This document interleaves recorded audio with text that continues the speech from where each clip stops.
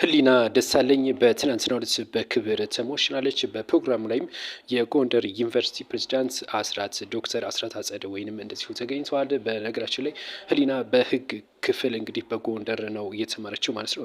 በህግ ትምህርት ጎንደር ዩኒቨርሲቲ ትምህርት ይታወቃል። እዛም ስትማር እንግዲህ አባት ሆነው እንግዲህ የነበሩት የጎንደር ዩኒቨርሲቲ ፕሬዚዳንት የነበሩት ዶክተር አስራት አጸደወይን ነበሩ። እናም እንግዲህ ያው እንደ ልጅ ተንከባክበው እንግዲህ ጎንደር ዩኒቨርሲቲ ትምህርቷን እንድትጨርስ ማድረጋቸው ይታወቃል። እናም እንግዲህ በሰርጉ ዕለትም ተገኝተው ሀሳባቸውን ሰጥተዋል። በወቅቱ ህሊና ጸባይ ያላት በጣም ታታሪ የሆነች ልጅ ናትም ሲሉ ገልጸዋል።